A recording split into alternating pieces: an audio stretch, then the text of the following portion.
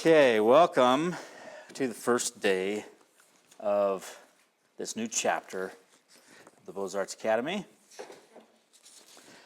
I, this morning, was printing off handouts and the printer stopped working. So I have one copy of one thing, it's one set, and then I have a copy for everybody of the other set. So maybe I'll hold off on this right now. So let's first talk about what we're all about, what we're aiming for. And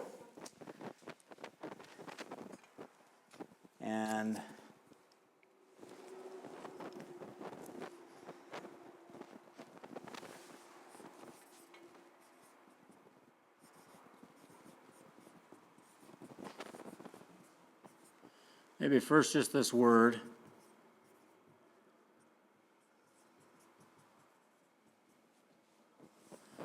Funny how your spell check gets a little thrown off when you're writing on a whiteboard. Beaux Arts Academy. Now in French, just so that we all kind of know a few things. In French, you would say this beau, right? Except when it's followed by a vowel, a word that begins with a vowel. That's why we don't say beau, we say Beaux Arts. And actually, properly, you might say Beaux Art Academy, but Beaux Arts is kind of the anglicized way of saying it.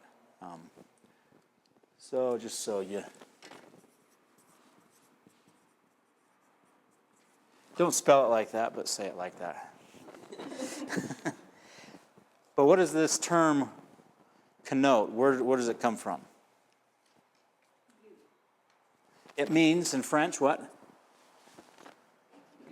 Beauty, and it means the fine art. The fine arts in French, the Beaux-Arts is the fine arts, but it does mean beauty, the beautiful arts.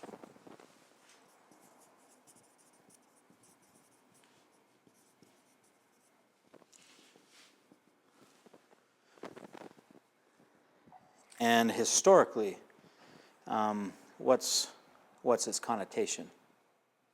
Anybody know?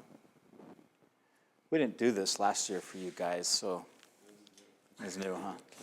I realized that we should have explained some of these things. Nikki? There was some academy. École. I guess it's this. It was actually called the École Nationale Supérieure, the Superior National School of Fine Arts, sometimes just abbreviated as the École. And what was that school?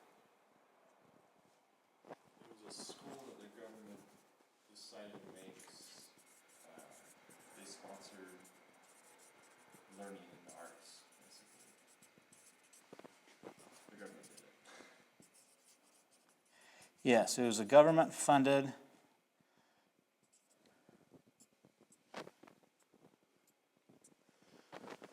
academy that became the largest of its kind.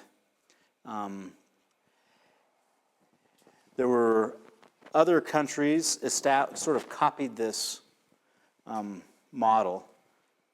But the one in Paris was the giant. And it really existed for about 200 and something years in some form or another, over 100 years in its most iconic form, and was really critical for any artist to gain skills and to gain credibility, to go through this academy. It represents the aesthetic mainly of the 19th century. And as you know, there are many 19th century artists that we study and refer to who just excelled. Really, the late 19th century was really when it comes to painting, the pinnacle of craft and technique in many ways. It has its flaws, and we'll probably refer to those ad nauseum to the flaws of the 19th century. The roots of the occult go back, it doesn't begin in France. It begins really, it's really a carryover of a place we visited in Rome. Do you remember the academy we visited? Accademia di San Luca.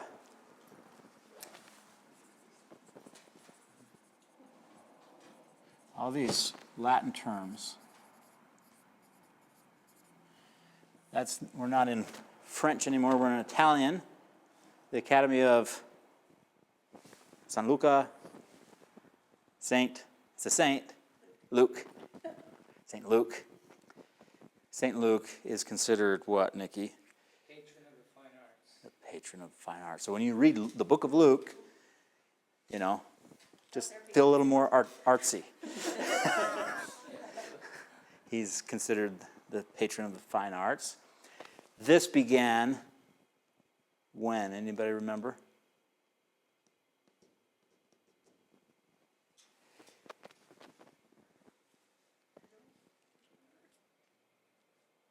It was really, if I remember, the tail end of Michelangelo's life, and much of Michelangelo's not really part of this academy, but those who were his followers. And the idea of the Accademia di San Luca was, before then there were guilds.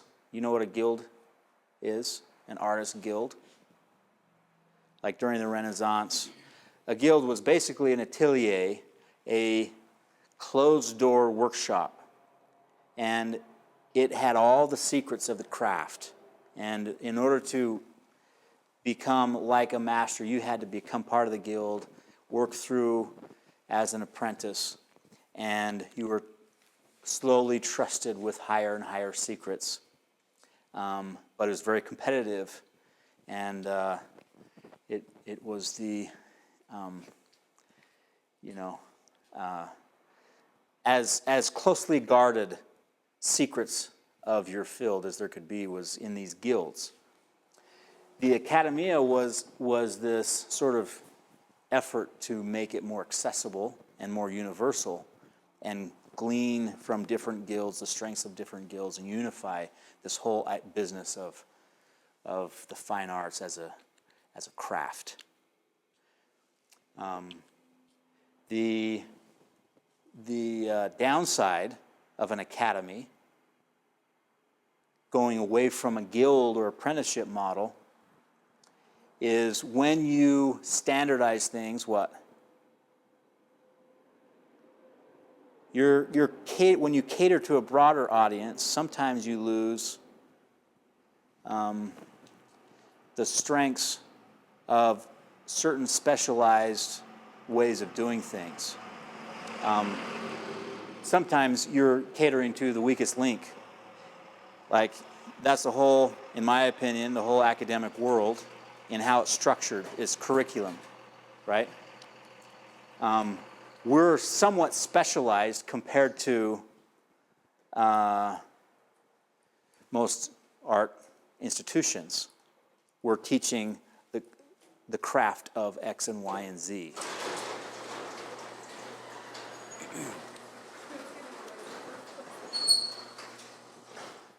But we are still much broader in our treatment of the arts than any guild would have been.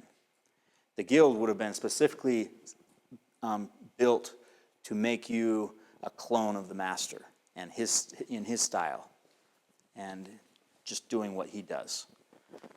So that's a little bit the history of this whole idea of an academy, of an art academy. From the Beaux-Arts, the École des Beaux-Arts, there became more and more academies. Often they were the Royal Academy because they were state-funded by the country say like in Copenhagen. Karl Bloch attended the Royal Academy in Copenhagen.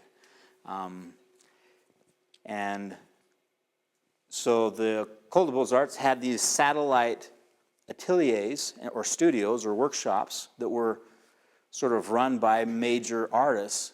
But that's where you would study and gain skills to compete at the École. And the curriculum of the École was really tailored around competitions. That's how you moved through the École, really. And what was the highest competition? Prix de Rome. The Prix de Rome, which was what came with winning the Prix de Rome. A year's study, or more than a year. It was like 3 to 5 years. 3 to 5 years, depending. They had Prix de Rome in sculpture, in painting, in architecture, and it also depended on the year, how long that Prix de Rome was, but you were basically set for life if you won the Prix de Rome, because when you came back to Paris, your reputation would precede you, and you could have a lifetime worth of commissions just from that prestige. Very competitive. So the Beaux Arts Academies, the connotation comes from those roots. That for me, my sensibilities draw me more to these roots, which are really, again, aren't the beginning. The Académie de San Luca was, again, trying to resurrect and continue a tradition that went on even before the Renaissance. You know, the Renaissance really came about because it was a merging of Christianity with what? A restoration of the knowledge and wisdom of antiquity, right? Either through manuscripts or through recovered art. You come out of the Dark Ages with this knowledge. Oh my goodness. The ancients knew things that we don't know anymore. And it's not so dissimilar to where we're at right now, where we look back to the past to masters who knew things that have been lost. And so often this term Renaissance is thrown around again, which means a rebirth, right? To bring back to life something that had been a living tradition. So, okay, enough of that. But that's the idea of the Beaux Arts Academy. That's essentially what we're about, but specifically, aesthetically,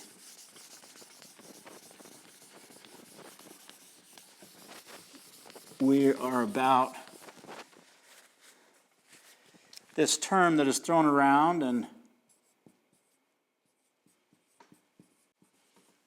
used in all sorts of ways, classicism, the classical.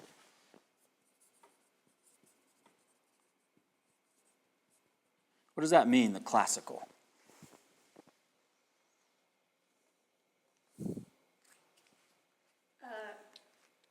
Permanence, transcendence, and I'm trying to think of the third one. Yeah. They'll come to me. So this would be one way of... Excellence, permanence, transcendence.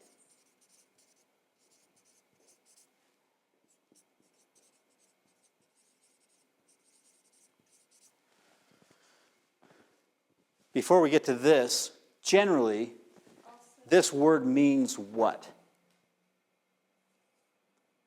It just means the best. The rough translation is the best. Sometimes we might term it the ideal, which can become convoluted itself. All of these things that have standards attached to them have been redefined over and over. We can also use this term, the high point. But that's the idea of the classical, it's a reach for the very best, for the high point of what is humanly possible. So that could be very broad. If you think of sports, that's classicism, right? Sports are really about this idea.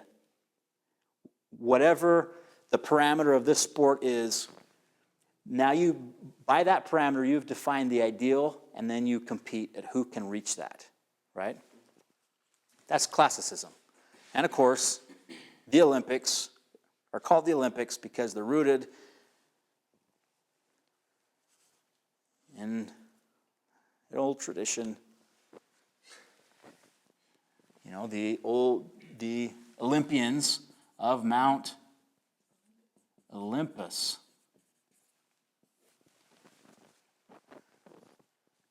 So this is symbolic of this, right? The best, the ideal, the high point, that symbolizes the mountain. And a mountain that is symbolic of all this greatness, the highest of humanity, or of the immortals even, the highest of the highest, Mount Olympus, where the gods dwell. That is where classicism is reaching towards.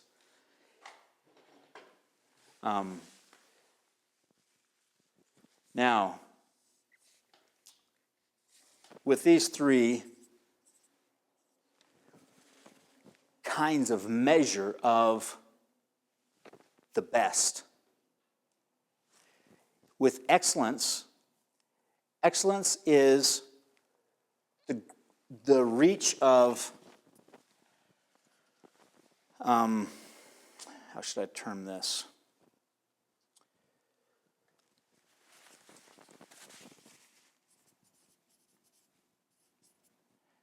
This may not make sense at first.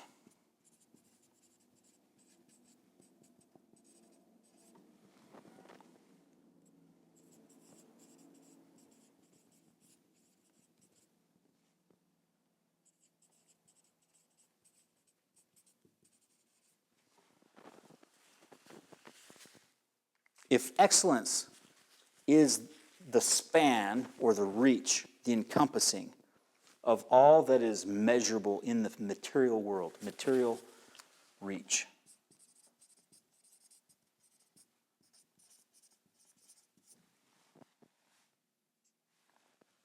When it comes to craft, when it comes to technique, whether it's in sports or the arts or whatever, excellence is representative of the best in this parameter. Permanence is the greatest span or the greatest reach possible when it comes to the realm of time.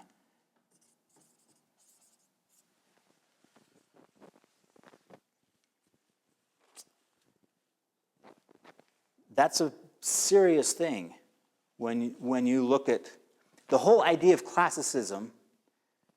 Is if you're trying to reach Mount Olympus from, the valleys of the world,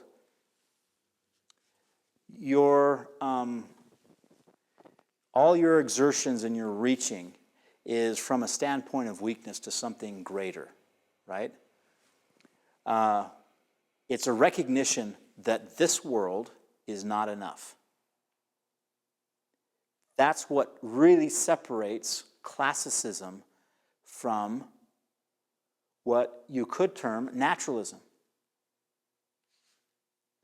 It's a very important thing, especially as we get further along as realists, to know the difference between naturalism and classicism. Naturalism can be about these two things. But when transcendence is part of the equation of permanence and excellence, is part of the measure of permanence and excellence, then We're talking about classicism, which is the reach towards the top of the mountain.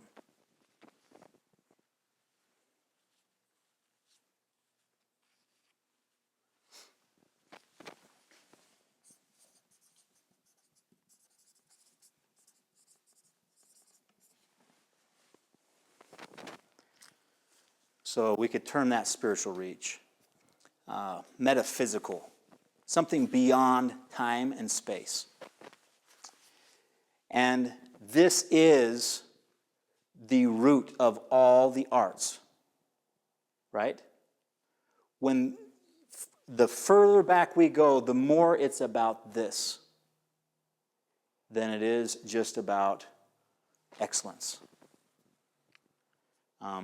Or naturalism, or just replicating our worldly experience. It's always about the transcendent, or we could also term it, what other ways could we say this, this other dimension, this higher dimension? One would be that we use a lot is the sacred, right? Or the spiritual, metaphysical. Meta means what? Beyond. Beyond the physical, metaphysical. So this is really what the roots of ancient art were always about. Always religious in this sense, right? Serving a higher purpose than just daily bread.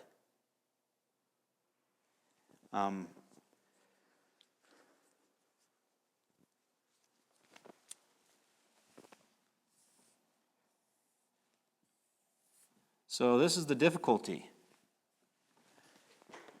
is the climb.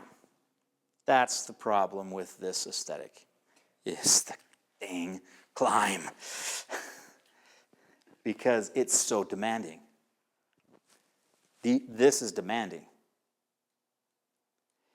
And there's lots of ways that, for example, permanence can be applied to what we do as artists, right? When we talk about the materials we're using, it can apply to this, making a statement that is permanent, that's lasting, that's timeless. Timeless is really a great summation of the classical aesthetic. Why?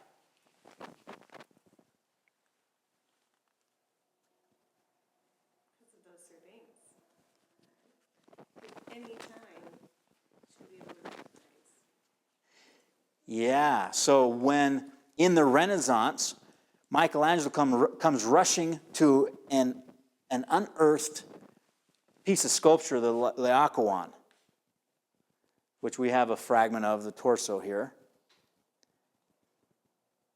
done hundreds and hundreds of years before these people who find it, really 2,000 years before. Or longer. Actually, no, not longer, I guess. I forget when the Renaissance was. But anyway, thousands of years. There is built into us a capacity to recognize these principles from people of a very distant culture and time. It transcends time. Timeless. Transcends space and boundaries of the material world. You know, we might call that like surpassing. And that would include boundaries of like race and culture too. Yes. Yes. All of those things, we would say race, culture, time period, all those things we would say are within the bounds of time and space. Temporal, spatial bounds. And we're concerned with art that reaches beyond. That's what classicism is about. The best and the ideal, the implication is not just simply it's the best of space and time, but it's the highest we can reach from space and time. What is the highest we can reach from space and time? Not necessarily towards space and time. Now, of course, most of what we do here, we do in the context of human anatomy as our model, as our instrument of wisdom, the human body.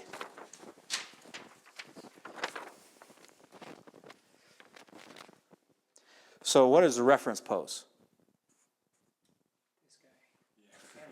Hands down. Yes. So the reference pose is really point zero. When it comes to measure, if we think of these things as a measure of excellence, a measure of permanence, what is the measure of something? We quantify these principles. To quantify the movement of the body, reference pose is at zero, right? There's no movement. This is considered medically, artistically, reference pose is default position for the body. And that's important because, we don't necessarily stand here at ease like this, right? But when we're like this, for example, the palms are facing forward. Everything facing forward is the front of the body in reference pose. This is how we define the body in reference pose. This is the back of my hand. Even though I might stand like this in a relaxed way, now I am at point zero when it comes to, this is the starting point of defining the body. Everything facing backward is the back. Everything facing forward is the front. Everything that is higher, hierarchically, is superior, and everything lower is inferior, right? Everything to away from the center of my body is lateral. If I was like this, that would mess up that measure, right? This is the point at which we define every position and part of the body, right? Now, man, being a sacred animal, a sacred creature of sacred design, represents the ideas of classicism. You might even say man is the template for classicism. Now, we've talked about this term before.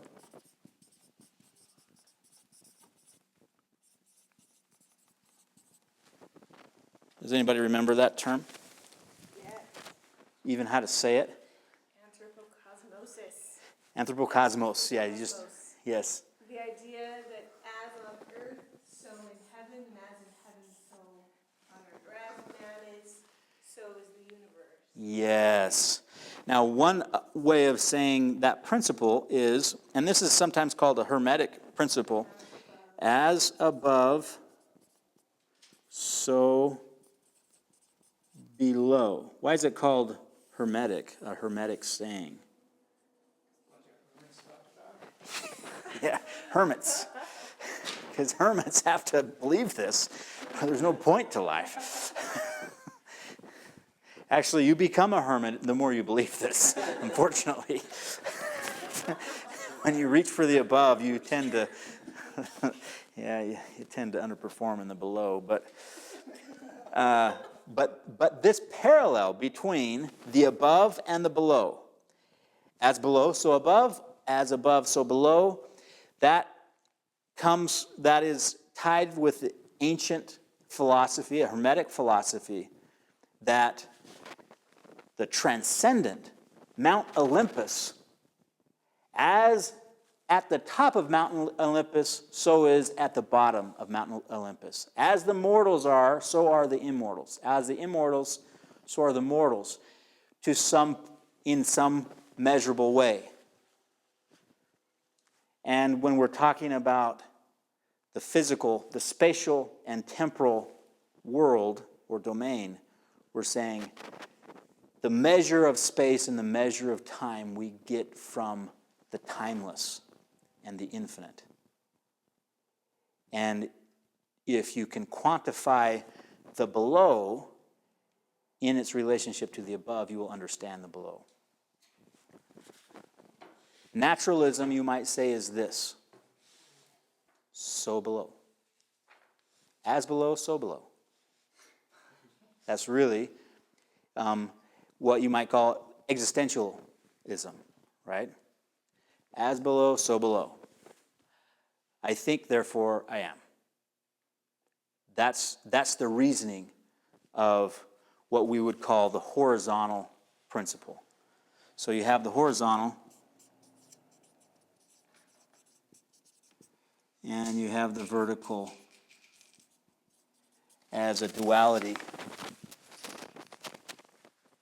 Right? And if this represents the earthly, vertical represents the heavenly, and sometimes modern man, who is divorced from this way of thinking, the Hermetic way of thinking, when in our culture we are as below, so below. Right? That's the way we think. That's the way science thinks. As below, so below. There's not an above. Or certainly there's not an ability to measure the above, so we're just going to stick with the below and pretend that we can understand the below with just the parameters of the below. Right? Horizontal thinking. And in the horizontal way of thinking, to think of the sky as heaven is just so primitive, right? No, that's just horizontal too. That's just material stuff too, right? To the ancients, the vertical, the above, was symbolically, at least, all symbolic of the heavenly principle. So the mountain was again reaching into the above and part of the, it touched on the heavenly principle. Now let's look back at the body. In reference pose, the hands, this defining, unique, signature part of the human body, pertain to the below, pertain to the space of the legs, right? And we'll talk a lot about comparative anatomy and the beasts of the field and all those things, but the legs represent your relationship to the earth. And in reference pose at 0, your hands belong in that space of the below, of the body. It's only with movement that the hands belong to their own realm. So look at the pose here of the arms spanned so that the body forms a square like the Vitruvian man, right? In that pose, what is that measure called? This is the most basic measure of man. Do you remember?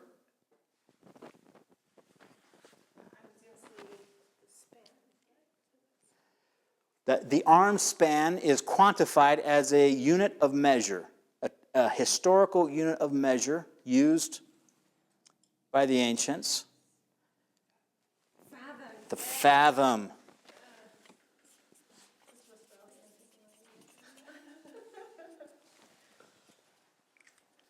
And fathom means what? Both together and the understanding, right? Yes.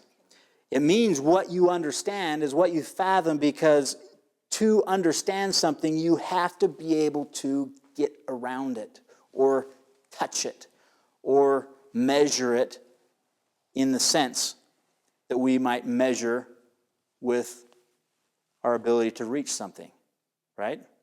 Now, in sculpture especially, but in drawing and painting too, we use, I was actually going to get out these instruments and I forgot to before we began, the calipers, right? So it's a form of measuring or spanning.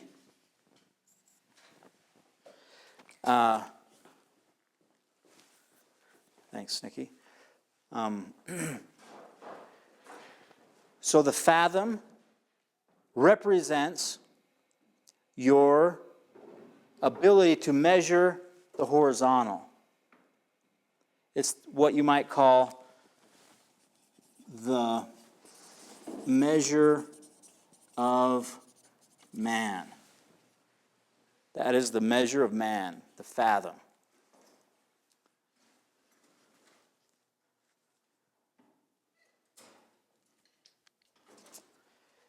And the word fathom means, you alluded to it. Understand? But literally it means to wrap around or embrace. Perfect. So, one of the most fundamental tools you use as a sculptor is this. It is an instrument of embracing, right? That's what it does. It embraces. It's more cuddly than a teddy bear. In fact, it only does that one function. It doesn't have any batteries where it says cute things. It just embraces. If you're ever lonely, you don't feel good about your art, just do this. You'll feel so much better. So it's the great comforter of sculptors.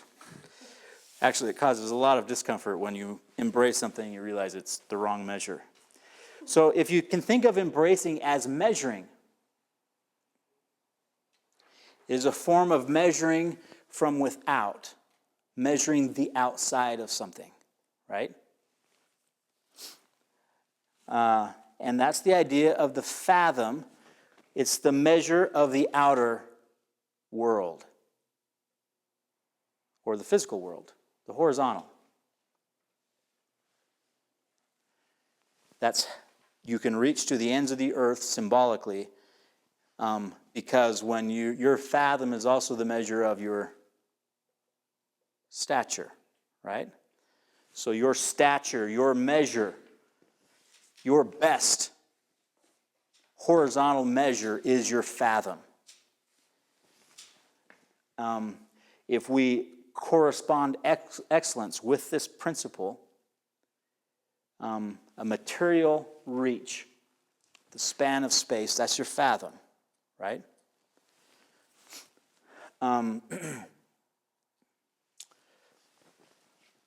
So that's this action. But we're still in the below.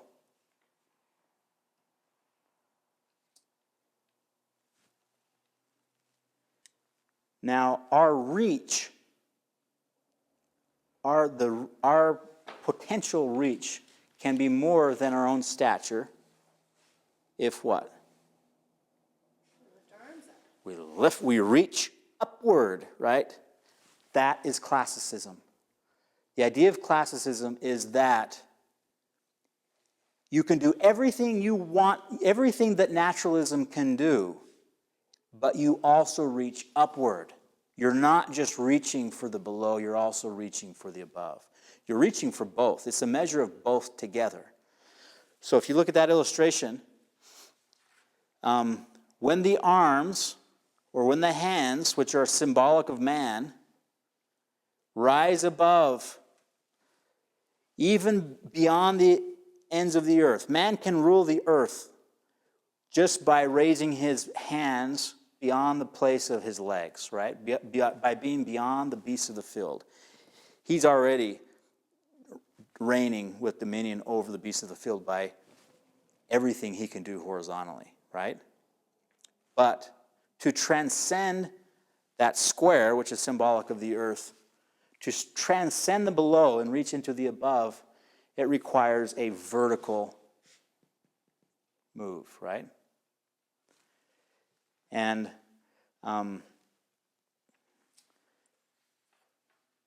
so there's not a historical term I know of that measure. But we'll just call it reach.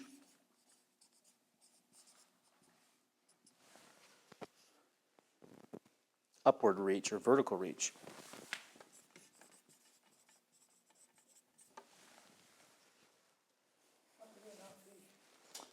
It's because it's the secret, right?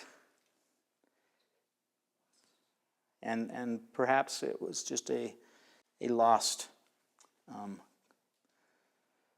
a lost term that was more common than we might imagine. But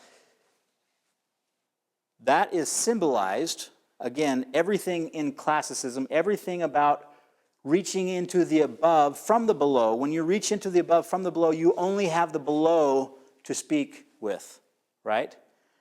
And so all of art is about symbolism. The body itself we're using as a symbol of classicism.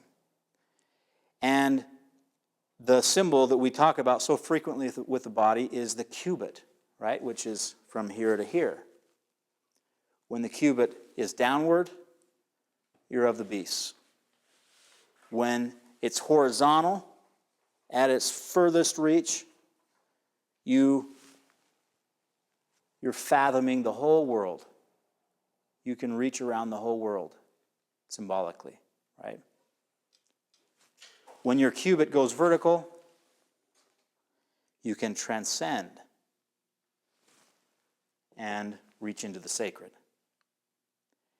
And what does that mean artistically to reach vertically?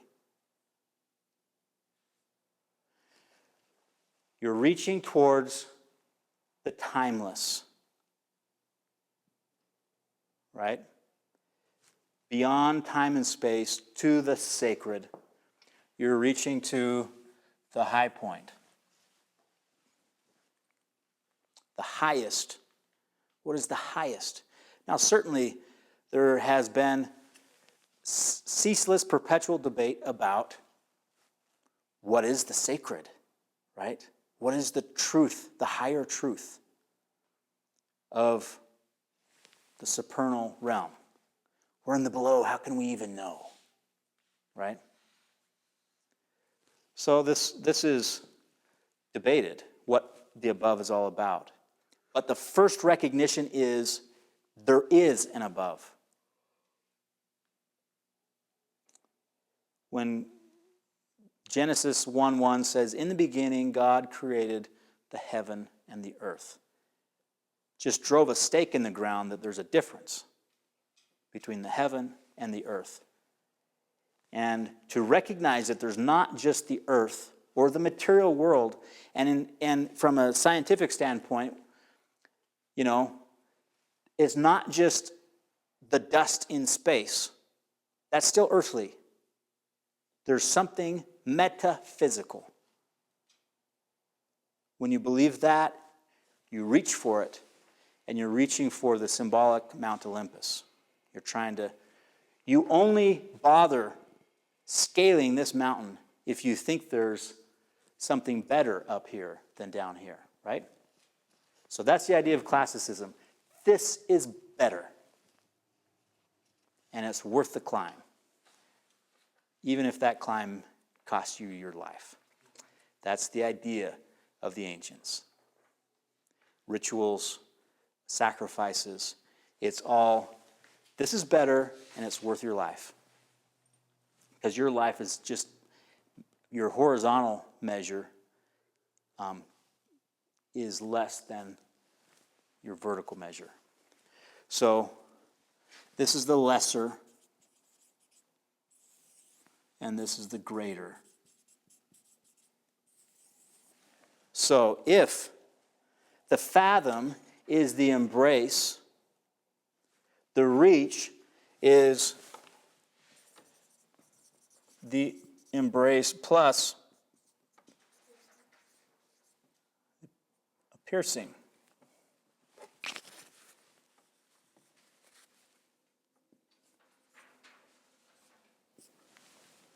By piercing, we mean penetrating into the above, right? So it's both a measure of the outer and a measure of the inner together. Outer and inner together. That, again, is what classicism is about. It's not just about the outer earthly. It's about above and below together. The outer and the inner truths of the body, or a leaf, or an animal. What's the meaning of that object? When you start talking about meaning of things, you start reaching for Mount Olympus. Right? Okay.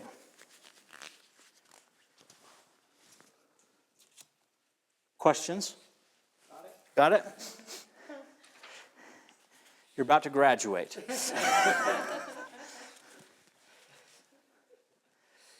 Okay, so no questions about this, right? This is sort of just paradigmatic of what we're about, what we're reaching towards. So the issue now is that dang climb. That's what we're about. How do we get there? That's where we want to be as artists. We got to climb this thing.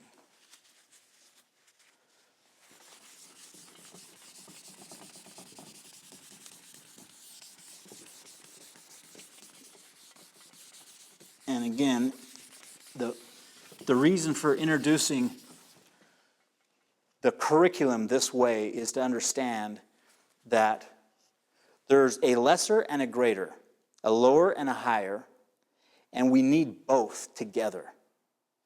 You cannot skip the fathom, and get to the vertical reach. You just can't.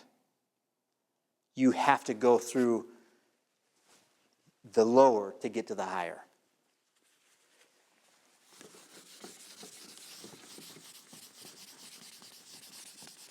But excellence, my easel just tipped.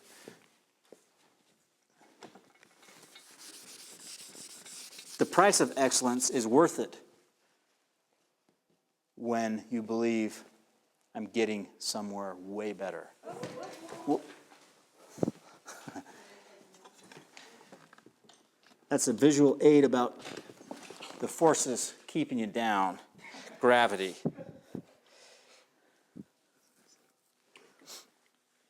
Okay, thanks, Stephen.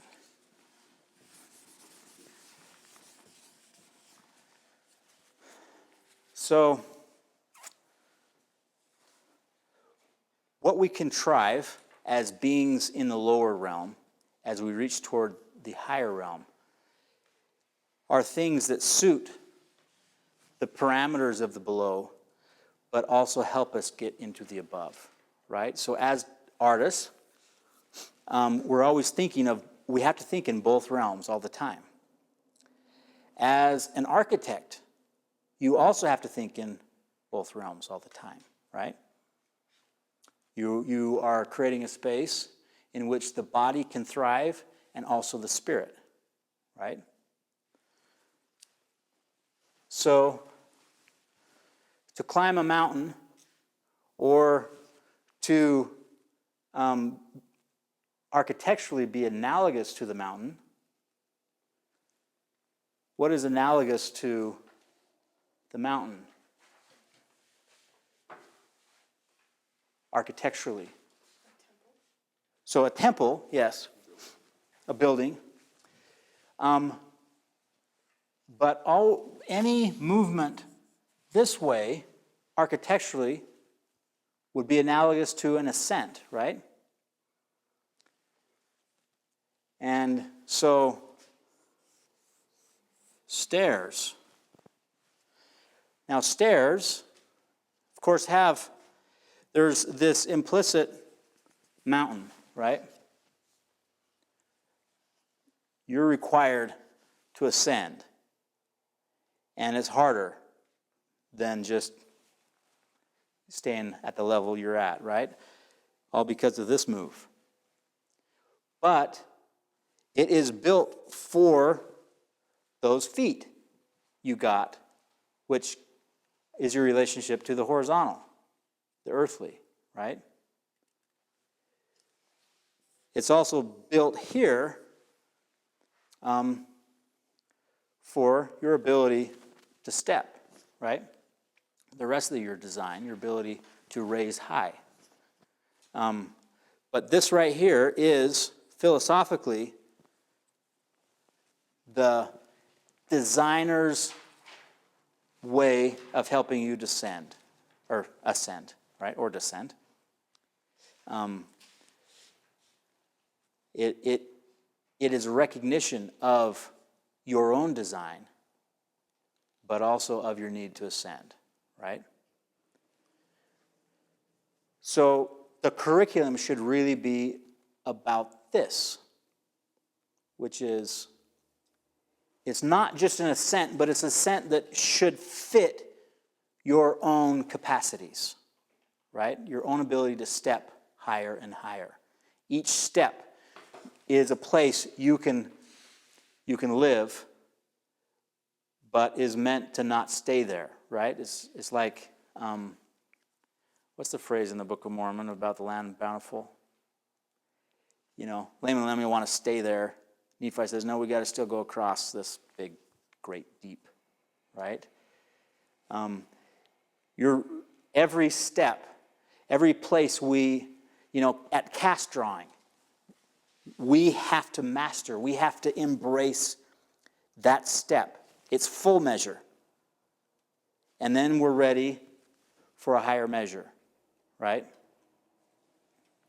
But we can't skip those things and still, we can't get away with missing out on the fathom just because we want to live up in the clouds, right? So how does this translate? First off, let's apply this in artist language. The greater and the lesser.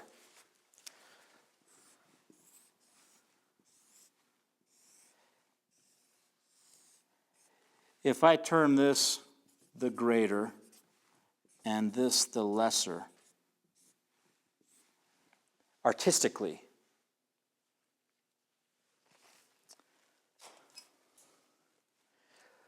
let's say that the lesser is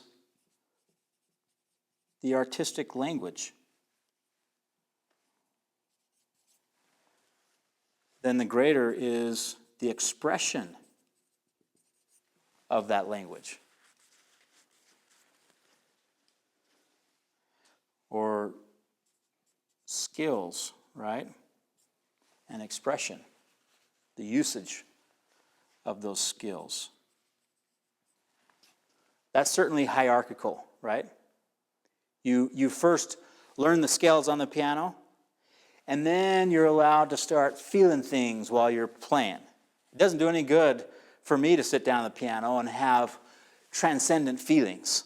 You will not feel the same thing as I feel when I'm playing, right? So we have to have the horizontal, the lesser, in order to tap into the greater. So the language. We might use this word, the canon. What is a canon? Set of rules. Set of standards, right? It's really tied to the word measure. It's the measure. But the canon, the artistic canon, we're surrounded by the artistic canon. Canonical art pieces would be art pieces that what? That set those rules. That set a standard. Wow, that's the best. That's the standard. That's the ideal. That's what's possible. That's as far as we can reach. That's a point to measure ourselves against. That's a fathom, right? That's what's possible. So the canon is a standard.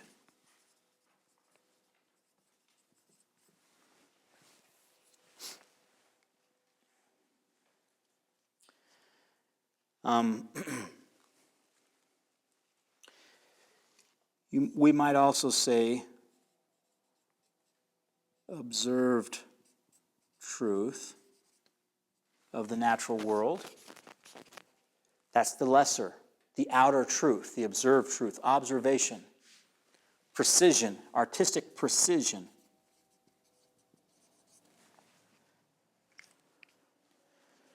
So, for Randy to be liberated in the imagination, he has to first be yoked, even chained, enslaved by the observed truth and be precise to the physical world so that he can be precise to this in the metaphysical, right? So,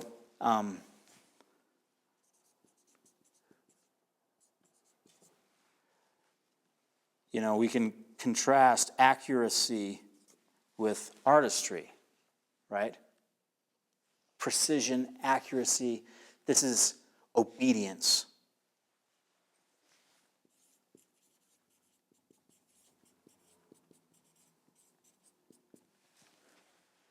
The first law, right? It's conforming. You have to conform. You have to be able to follow before you can lead, right? My list is a little longer down here. Obedience.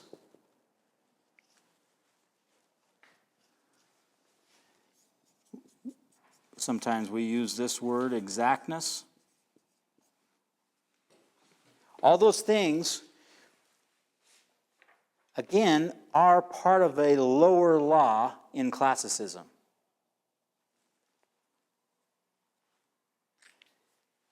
In naturalism, this is the whole pie, right? It's still a dang big pie. It's very demanding, this ascent. But all of this, the purpose of all of this is to have this, right? You cannot be free if you're still the slave to this. You got to master this. Mastery is the only thing that will get you up there, right? So the fathom, that step analogy, got to get the whole span of the step. Now, Nikki had this great way of illustrating the curriculum. So you have the greater and the lesser as two squares, say, right? Now, this rectangle of two squares together is called what?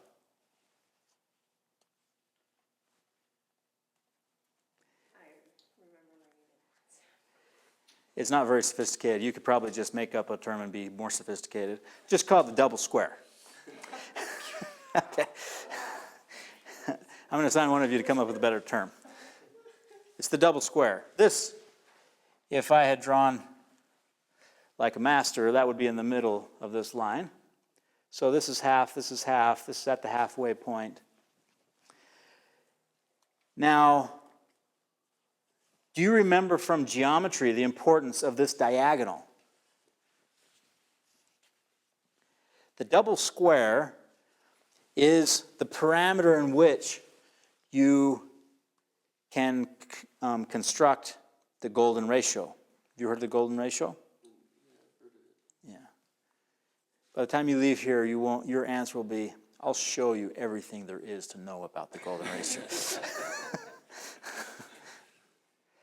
But this diagonal, let's say this represents our ascent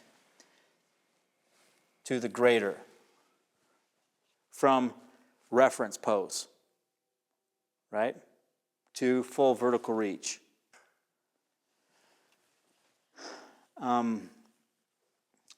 It's a steep climb.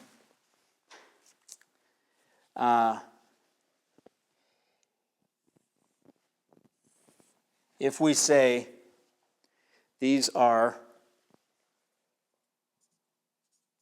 this is the first, second, third, and fourth year. The purpose of the curriculum is to get you higher and higher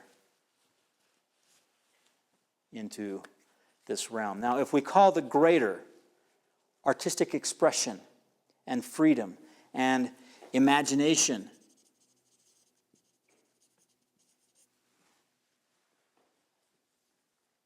and we say, this is how much of that portion you're going to get. And this is how much of the lower law you're going to do. The idea is that you become acquainted with the higher law more and more as your capacity with the lower law increases. Does that make sense? And the golden ratio, the golden cut, which is the most sacred, sort of the symbolic, the symbolism of the golden cut is all about growth, actually, and perpetuity and expansion. Because if I have a line here and I make a cut right there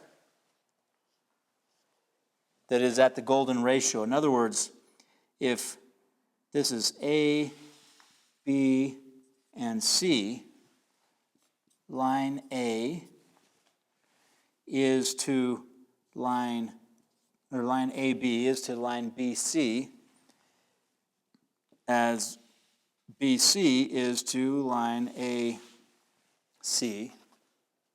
In other words, this ratio of these two is the same as this ratio to the highest one, and this is harmonic unity, complete unity of parts to the whole. And that's what art is all about, right? Harmony of the parts to the whole. And so the golden ratio represents the artistic unity of classicism, where the parts imply the lesser and the greater have a relationship to the infinite, to the whole. And if you get those two lined up, then when you get to a higher law, it's the same step to the next higher law. It's the same step. Just like those steps designed by a classical architect. You take one step. If you can take the next step, you get it. You get what your destiny is, and you get what it's going to require to get to a higher level. Right? If it's just raw terrain, you don't have that luxury, right? There's chaos. You live in a world of chaos, and you're just navigating. All you know is you got to go higher. The idea of the staircase is to give harmony, symmetry, reason, and predictability to transcendence, right? Okay, so where is the golden cut here? Anybody remember? We did this with Lance last year. So you have two squares, and with a compass, if you did this with a compass, this is the measure of your side, right? So I take the measure of my side and I swing it over and I cut this line, as they say, cut it at this measure here, which is 1. Just like if the side is 1 and the height is 2, then that measure is 1. And this measure, well, these are in the golden ratio. You've just made a golden cut on this diagonal. That's the importance of the double square to the golden ratio, is that's how you find the golden ratio.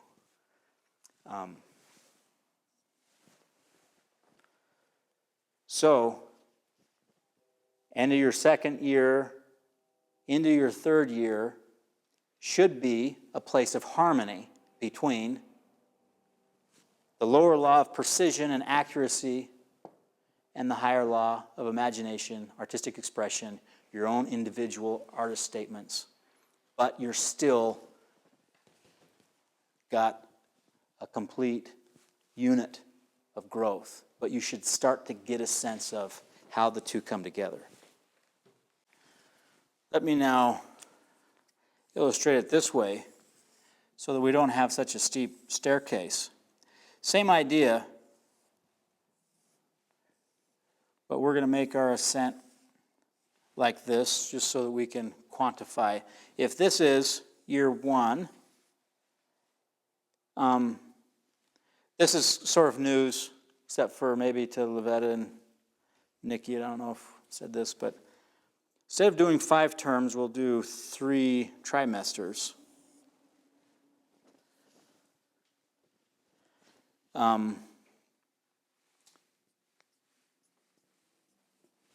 That makes 12 nice little segments to the curriculum. 12's a good number, right? We'll talk about that later. Yeah. Yeah. If we can at all make everything we do symbolic, then yes, we will. 5 terms is actually, has its own possibilities, but 4 plus 4 plus 1 plays into the curriculum as well.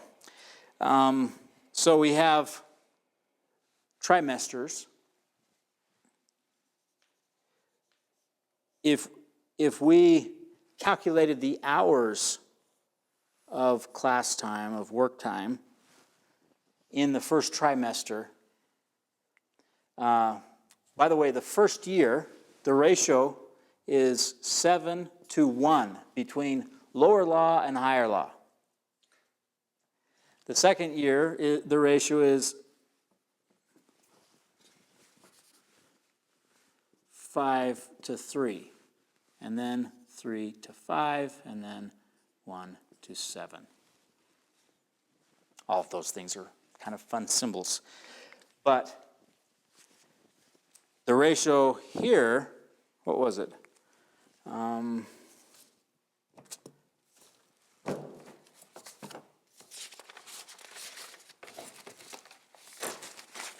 don't know if I'll find it in this stack. There it is. In terms of hours, just to give you an idea, that there's actually 24 of these little pieces in this trimester. And so you have a ratio of 23 to 1. By the time you get here, it's 19 to 5. So, of course, this is a halfway point. Just to get an idea of what is the distribution of freedom and captivity. Yes. Now, as is the case with all geometry, it's a model that you then have to find how it's expressed, in the boundaries of time and space. And it's never exact. It's meant to be symbolic. Geometry, I believe, is meant to just be symbolic. But it gives you an idea of how to conceive things, how to fathom things that are a little sketchy and hard to quantify, like this ascent. We have signs as we go down or up a windy road, a grade, right? How do you quantify the grade of a hill? Well, just generally with geometry, right? Just rise over run. But again, it's just symbolic. That grade gives you an idea. When you see the quantification of this hill you're going up, it gives you kind of an idea compared to what the other one said it was. If you don't know how to calculate it, you start to get a sense, oh, this is a 6% grade instead of 7. Just geometry just gives you a way to fathom the infinite, the immeasurable. So the curriculum will kind of follow this model, and this is just a way to kind of conceive of your progress, okay?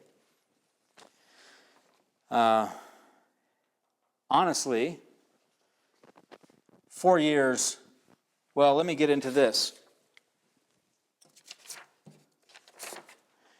Anybody heard of the 10,000 hour rule? What is that? Well, the rule is, takes 10,000 hours. Mastery is probably even a little bit of a stretch, but let's say mastery. Just competence, expertise, right? Expertise, I think, is maybe a lower rung than mastery. But to become an expert takes 10,000 hours, right? Well, how many hours in this term, or in this trimester? Every trimester has 400 hours. 400, that's a lot. It's about the length of this lecture. So that means the first year you have, not 12,000, 1,200 hours in year one, just in class, right?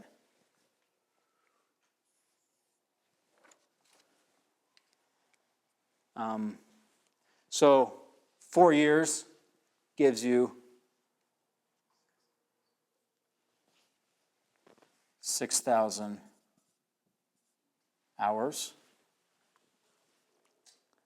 So you can see that the skin of your teeth doesn't cut it, right?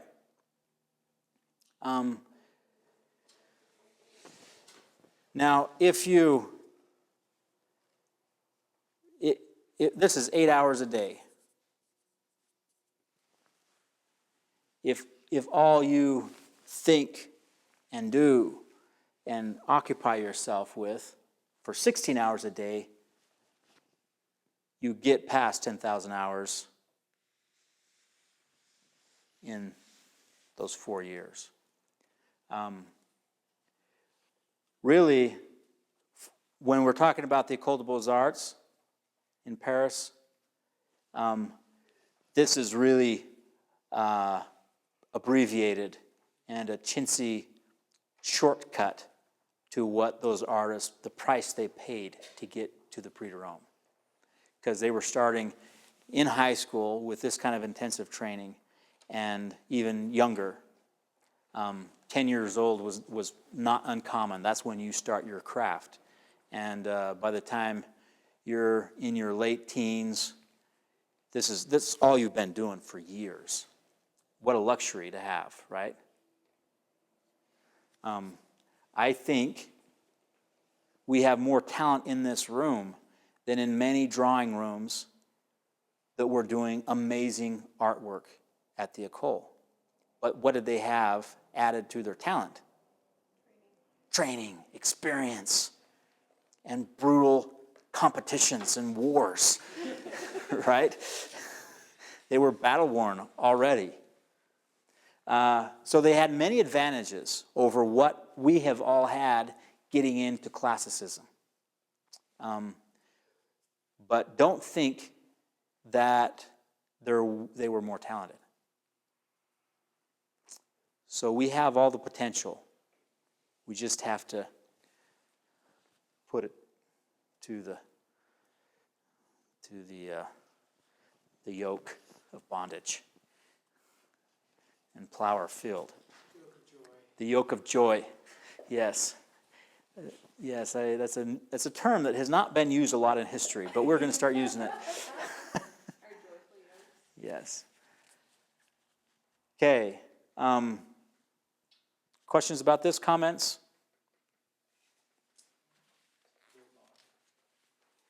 Okay, so this is the basic paradigm. Again, the principle of growth is the golden ratio. And this is kind of an illustration of, or incarnate, golden ratio growth. And we will talk about how this translates into the curriculum. But let me just, to wrap up a bit,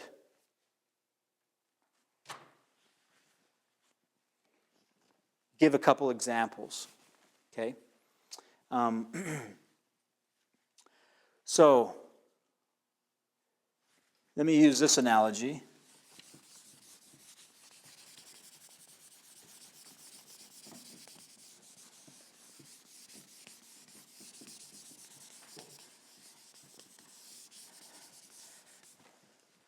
So that inspired illustration of gravity where the easel fell is because the vertical is the best angle to resist the downward forces of the earthly, right? The exact vertical, which is what degree? 90 degrees, symbolized by that, right? Now, if we call this exactness, the complement,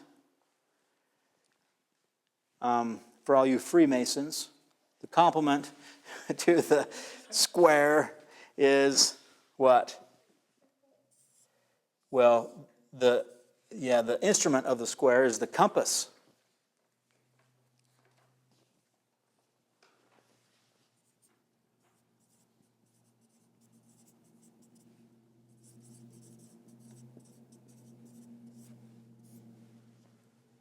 So,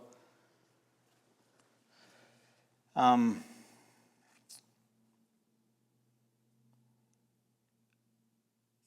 might introduce a different term later, but it needs a little bit of context. We'll just call it freedom. Okay, that's what artists want, really. It's artistry, accuracy and artistry is just an easy way to term those two things. So an example, again, I should have holding some drawings that express this. Are the master copy drawings out yet? Not. I was just going to pull out a bark drawing and a old master drawing.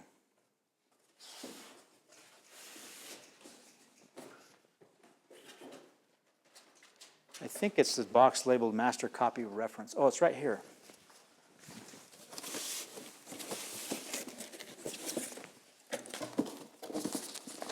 There's some master copy reference to Barn. It's probably going to be in this pile. I have little pages of probably to underneath the master copy stuff, so it's like.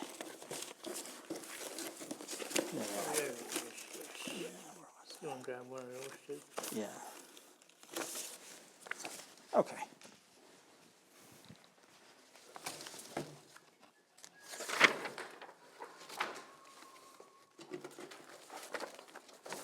Perfect. Yes. So,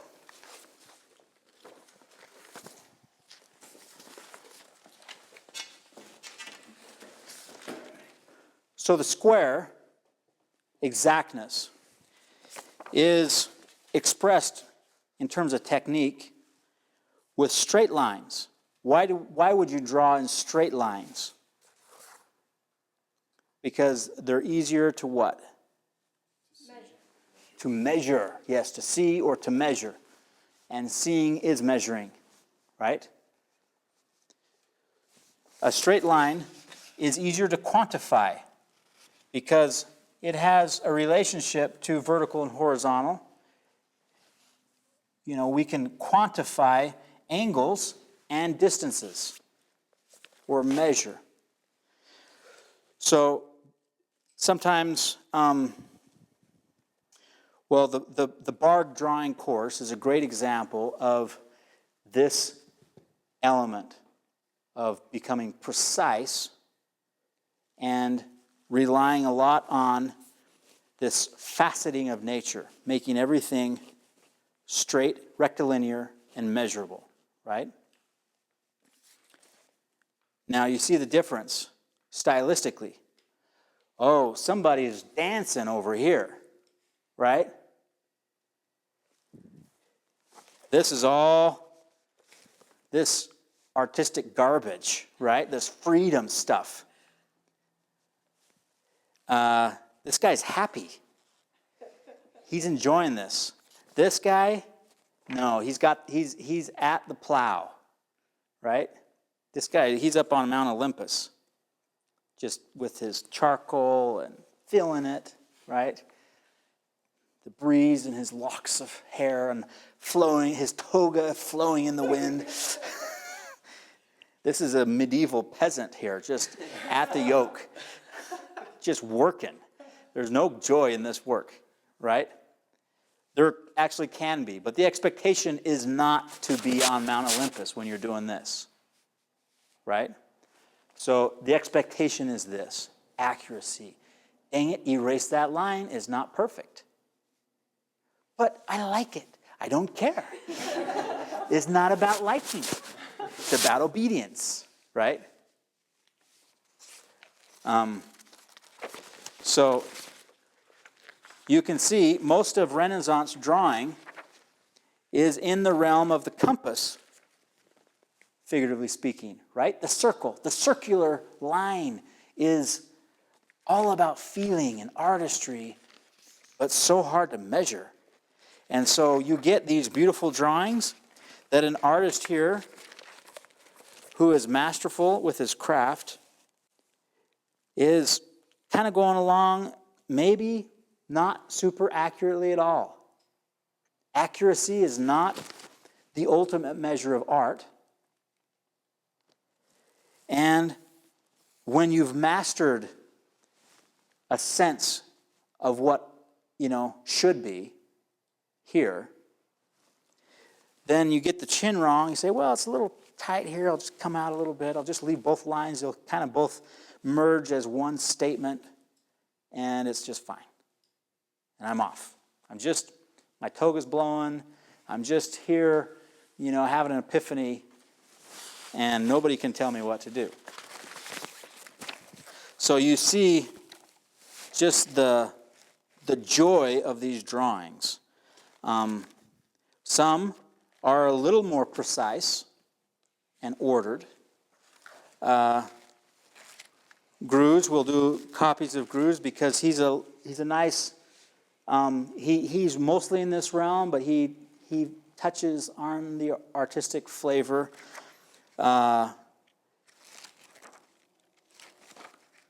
This is all Greuze here.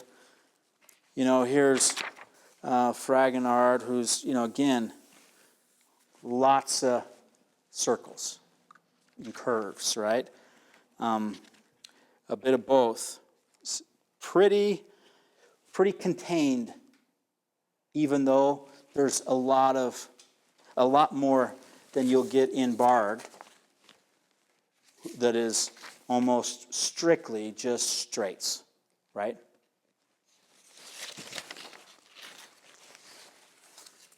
So, Leighton,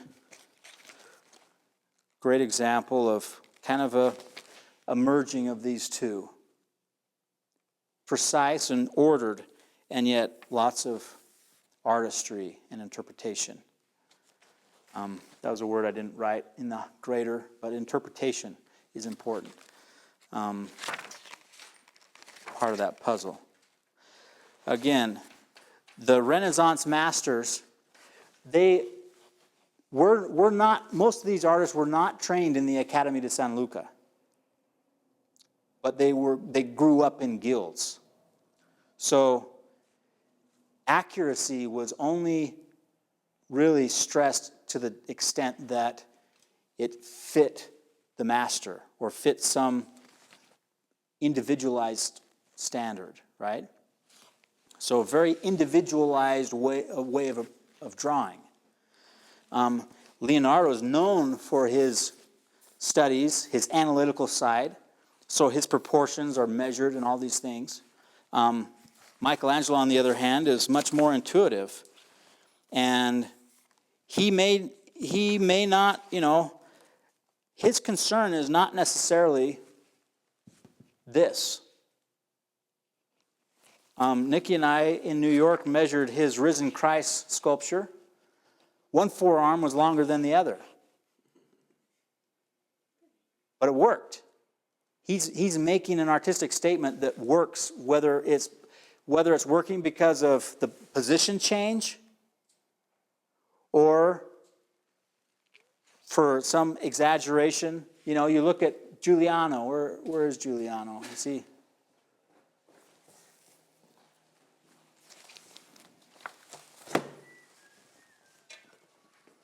Yeah. So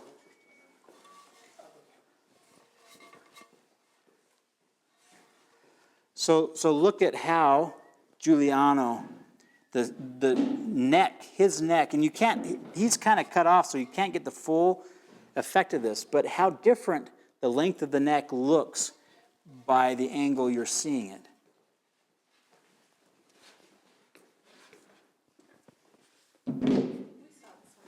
So we saw this in Rome. The hard thing to see in the Medici Chapel, because it's in a niche. Let's see. He's looking sort of like this in the niche, I think. So that if you get, actually it's a little more like, if you come to the side, he comes out of the niche about this much. So Michelangelo, he was trying to get the effect of a serpentine neck in a way that was believable. And so you have to push one side, you have to compromise another, right? And exaggeration always has this play, which is why it's part of this higher law. You have to have judgment, artistic judgment. This is too much. This is not enough. To emphasize something, I have to compromise something. But if you see this at a viewing angle that you're not meant, if you get this figure out of his niche, you see his neck at an angle that is like way exaggerated. But it's to get just the right look from the designated viewing angle, right? Those are things that you're not concerning yourself with here, right? Just precision, what nature gives you, what the canon gives you, and you're just following suit. That's not part of your jurisdiction yet, is to say, I kind of would like his hand to have a little more forceful gesture right there. Gesture is part of this, the curvature, rhythmic approach to drawing. So there will always be a little bit of both, but this will dominate in the beginning. Because again, you cannot really survive up at this elevation unless you have mastered this. Too less oxygen. Yes. Yeah. You have to get away with a lot up here. And if you haven't mastered this stuff, you won't get away with it. This is a problem with a lot of concept art, is when it comes to understanding tonality and color and proportions and because again, a lot of concept art is about exaggeration, and it's also about imagination. And so when we imagine things, we have to contrive some conceptual idea. And again, classicism is about ideas. concept art is more about, classicism is more, in some ways, philosophically aligned with concept art than it is with naturalism. Because it's about ideas, it's imaginative. And the form is supposed to suggest an idea. But you got to master the form and other ideas that impose themselves on archetypes so that you know how to exaggerate and how to express, right?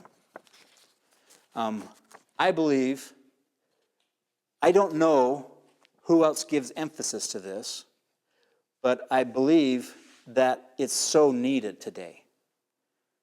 Because you have two worlds between the fantasy artists and the realists, we'll say, the gallery painters and so forth, who are trained in ateliers very much like this one, who are studying the old masters, studying the, doing cast drawings and so forth.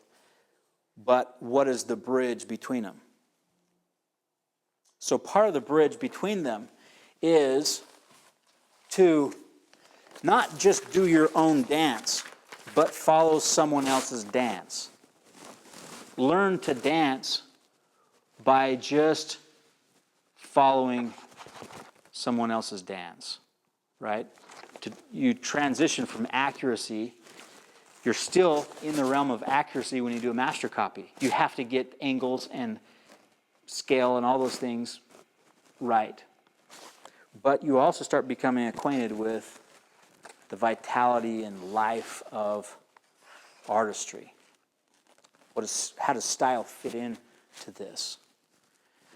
So that's one philosophical approach to the curriculum, will be that master copies are a good bridge from here to here. Because you still have the burden of accuracy, but you also have the language of artistry. Now, when we do cast drawing, usually, casts, why are plaster casts so good to draw from, first off? You can see the values really well. Okay, very explicit, simplified relationship between light and shade. Just, you got blank white, so everything that happens on this surface is because of light, right? So it really just highlights the issue of light and shade, simplifies it. That's what you're concerned with. Now, sometimes that's the only thing that is stressed in cast drawing. We will also stress the fact that you're drawing from art, from artistry. And we won't necessarily make it a big focus when you're blocking it in. You're focused on shape and volumes. But with repetition, you start getting the sense of this artistry, the aesthetic sense of this. That all these casts are really coming from a classical sensibility. Now, some of them, like this sweet maiden here, is a life cast. Now, the reason why she's so precious, I won't pick her up. I'll just move this. Don't. Thanks.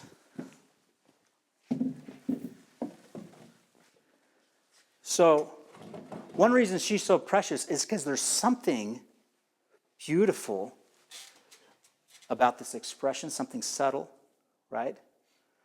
Some inner truth, not just outer truth accuracy, but there's some inner truth here.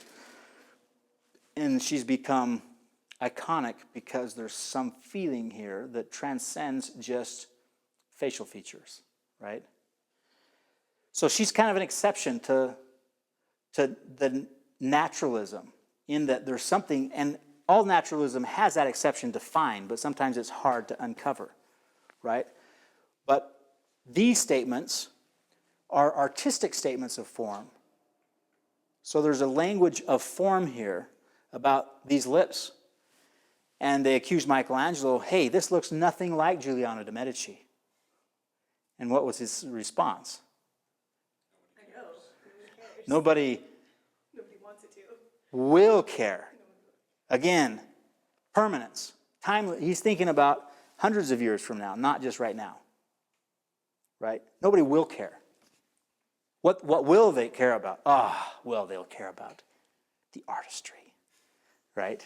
They'll care about what I was saying. They'll care about me, not him. And that's true.